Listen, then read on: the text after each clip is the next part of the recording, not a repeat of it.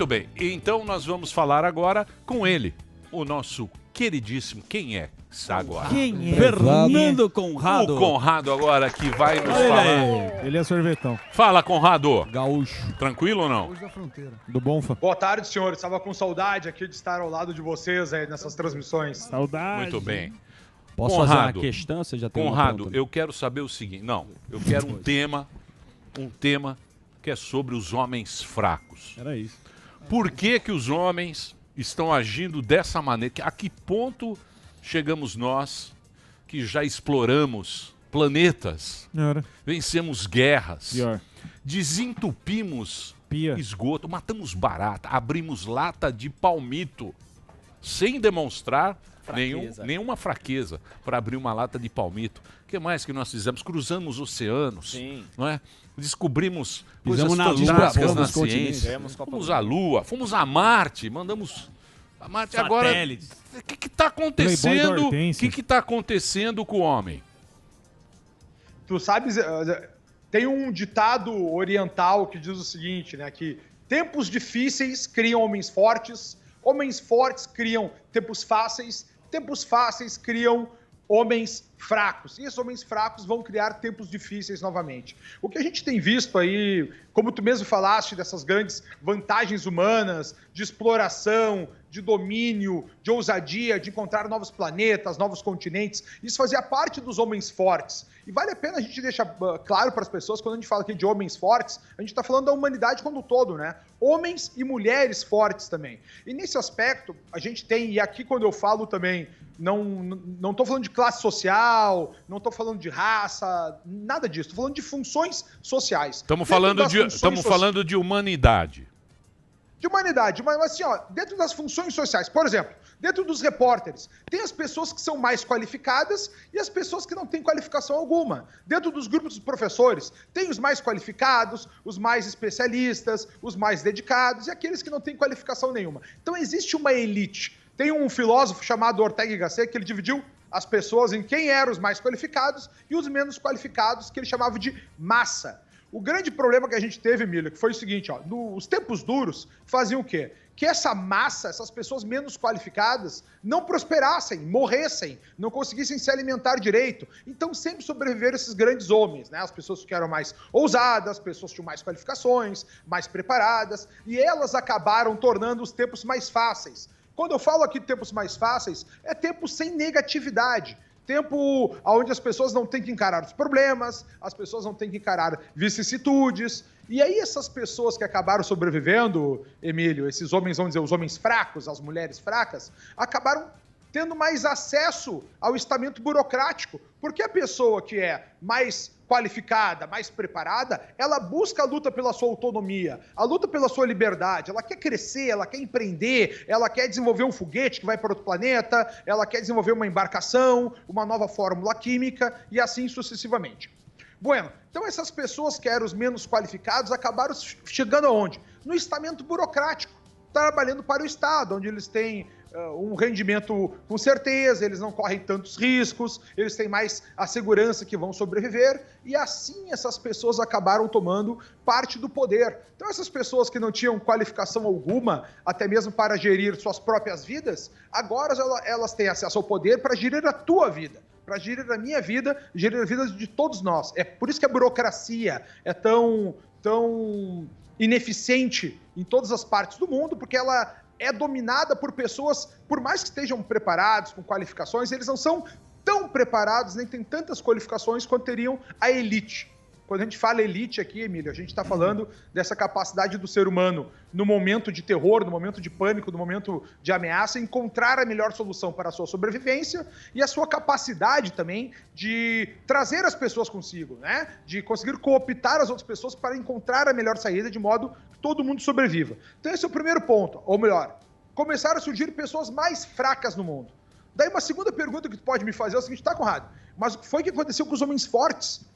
Os homens fortes que a gente tinha até então eram pessoas que dominavam todas as áreas. Castrados. Olha só aqui na nossa bancada, aqui as pessoas conhecem de todos os assuntos, entendem um pouco de economia, de política, tinham um conhecimento mais geral.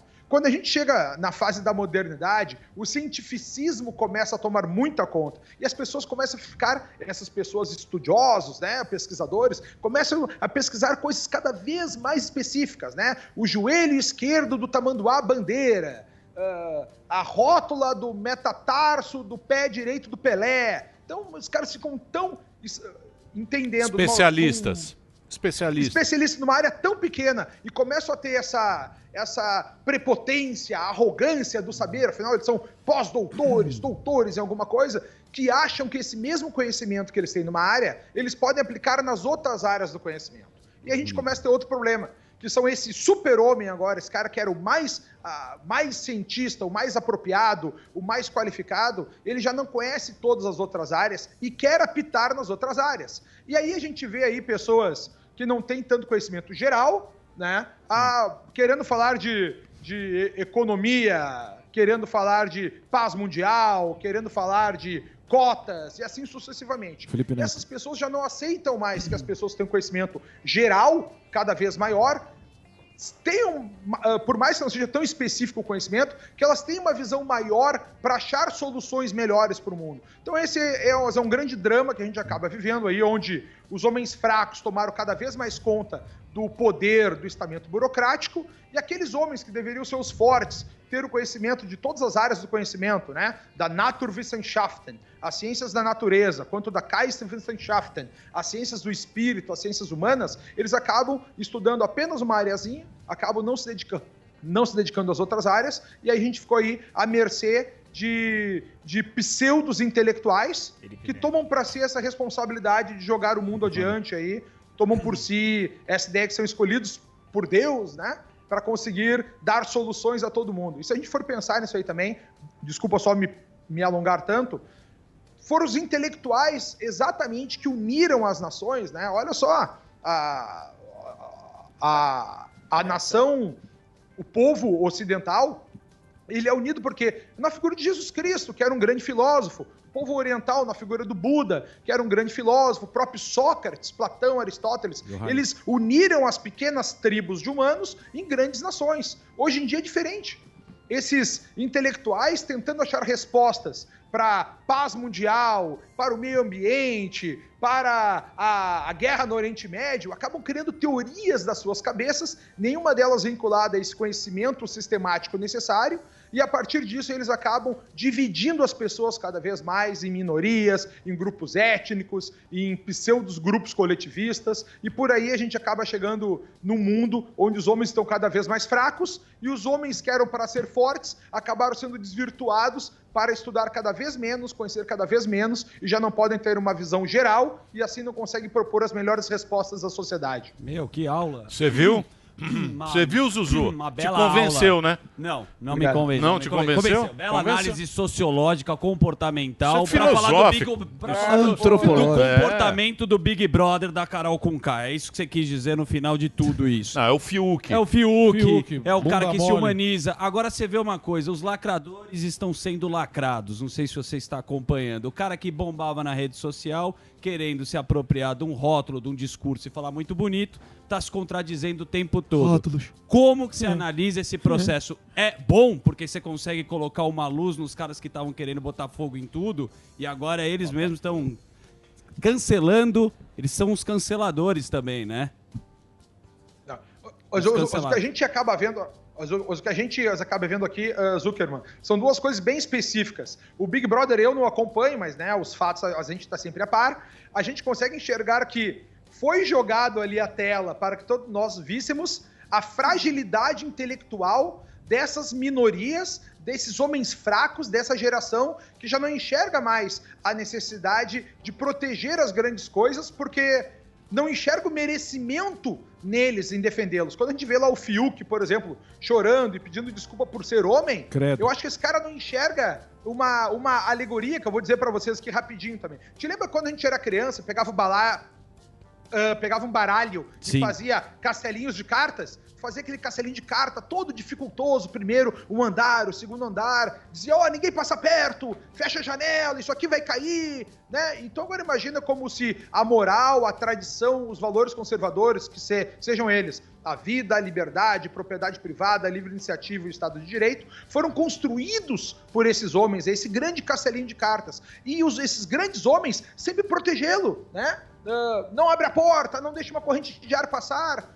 E após 1, 2, 3 gerações, as crianças que seguem começam a achar que esse castelinho da liberdade, esse castelinho da liberdade de expressão, esse castelinho da vida, sempre tiveram ali, ele é feito de concreto. Então eles não se preocupam mais com isso. O que a gente acaba enxergando ali no Big Brother em si é a incapacidade intelectual dessas pessoas, que está cada vez mais amarrada, e a gente vê uma outra coisa, que hoje no Brasil é muito necessário a gente falar que o céu é azul e que a grama é verde. Então a gente vê muitas pessoas ali trabalhando com outro problema que a gente vive, que é a pós-verdade, né? Tu mostra, a pessoa fala uma coisa para ti, tu mostra a realidade. Por exemplo, tu diz, Conrado, esse teu livro é azul. Eu falo, não, esse meu livro é vermelho, tá aqui, ele é vermelho. Né? E a pessoa diz, não me interessa isso, esse livro é azul. Então, o que a gente vê acontecendo ali são essas incongruências, essas incoerências, e eu fico muito feliz, né, com a rejeição que essas pessoas acabam acontecendo, porque isso é sinal que o público em si enxerga a distopia que nós estamos vivendo e essa incoerência tamanha, e é sobre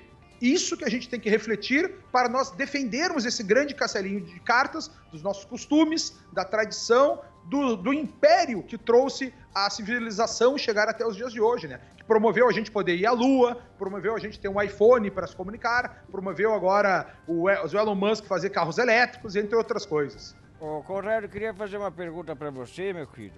O negócio é o seguinte, você colocou Ortega y Gasset, você esqueceu de falar o nome do livro, Rebelião das Massas, é muito importante. Agora o negócio é o seguinte, no Big Brother eu queria que você estendesse um pouco essa política identitária, mas a gente observa no Big Brother, tem que assistir, né, porra, tem que falar sobre isso. Os homens brancos e as mulheres brancas estão com medo de enfrentar os negros por causa de um possível cancelamento aqui fora. Essa política identitária junto com o espiral do silêncio velado. Eu queria que você discursasse sobre isso, meu filho. Esse aqui é um assunto polêmico de nós termos, mas é a maior verdade, né? O que eu espero que o Ministério Público, observando alguns fatos que eu vi ali, venha se manifestar, porque a gente está vendo ali acontecer também um racismo às avessas, né? A gente está vendo muitos integrantes, né, de pardos, negros em si, cometendo um racismo contra os próprios brancos. Então a gente está vendo uma segregação total e esse medo que vocês colocam aí dos brancos em relação aos negros nessa atividade, com medo desse cancelamento, é exatamente os males do politicamente correto, do que a gente vê aqui na sociedade. E por que isso? Porque em algum momento da humanidade, um cara chamado Jean-Jacques Rousseau, tá aqui também uma outra citação, ele disse o quê? Que os homens em si, eles eram livres por natureza, eles eram anjos caídos aqui, e a sociedade começou a enclausurá-lo. Então, desde então, o que o ser humano começou a fazer? Ele começou a achar que a sociedade era ruim, porque enclausurava o ser humano, não permitia ele ter liberdade, a família era ruim, a religião era ruim, a moral era ruim, os costumes eram ruins, e desde então eles começaram a atacar exatamente esses costumes e tomaram para si essa escolha divina de serem os bacharéis, de serem os menestréis, de serem também os intelectuais que são ungidos, como diria o Thomas Sowell, um outro intelectual, né? São ungidos para defender as grandes causas. Aí assim começa o politicamente correto, assim a gente começa as pessoas a defenderem que não pode mais tomar canudinho, que vai matar a tartaruguinha, mas não se importam em usar celulares cuja bateria... Mas aí que tá. Então o grande problema que a gente vive são esses intelectuais, pseudo-intelectuais, porque eles já não sabem tudo, eles já não são sábios, eles são intelectuais numa área, mas não tem essa sabedoria gigantesca, né? E nesse momento, eles tomam para si essa vontade de querer defender bandeiras politicamente corretas, porque eles sentem culpados por ter uma vida muito boa. A gente tem dois problemas aqui, tá? Temos o complexo de Fourier, que o Mises dizia para nós que é o ódio ao rico, né? O pobre, aquele cara que não teve chance, o burocrata que não tinha coragem, não tinha ousadia, esse cara tem ódio do rico. E temos também essa outra parte, que as pessoas já não entendem mais, não aceitam mais as capacidades das outras pessoas e começam a tentar colocar tais pessoas num processo coletivista, colocar elas dentro de uma abstração social, dizendo que é só uma parte do mecanismo e tu não pode querer te exacerbar, querer sair dele. Ô, Conrado, a gente sabia que... Conrado, mas você não acha que isso... Porque quando o cara ele faz o discurso baseado no coletivismo, ele é uma coisa. Você até aceita uma palestra sobre o coletivo. Quando você coloca no micro, que é o Big Brother, que é 15 pessoas, aí você começa a avaliar caráter individual. Você sempre vai no julgamento individual em relação àqueles caras. Então isso não faz mais sentido ali naquele jogo. Mas como isso está tão falado e os caras estão com tanto medo ali, eles ficam agindo sempre na defensiva. Isso. E quando você vai ali, que o cara que tá vendo o Big Brother tá jogando, fala, porra, esse cara é um babaca, isso é chato. A cor do não cara. Importa mais a cor, a etnia, sei lá o quê, o homem, mulher. Sexualidade. Porque ali ele tá você tá vendo 24 horas e aquilo é viciante, né? Aquilo é viciante. E essa é a parte mais interessante, né? Acho que foi um grande risco que a Rede Globo cometeu nessa edição deles, foi querer colocar... Desculpa que tá passando um avião aqui em cima. Foi querer colocar participantes que tivessem essa visão para dar briga mesmo. Eles colocaram gente ali para dar briga, né? Sim. A gente viu isso acontecer. Só que isso vai ajudar a pessoa, nós, né, essas pessoas que ficam viciadas e veem 24 horas, a enxergar como esses símbolos de minorias já não correspondem à realidade, como eles apenas são um papagaio de uma ideia maior, como eles não são sólidos no que eles fazem, como eles não têm congruência alguma, como essa visão progressista que eles colocam, que o amanhã é melhor, porque assim, pessoal, não é o futuro que puxa, é o passado que empurra.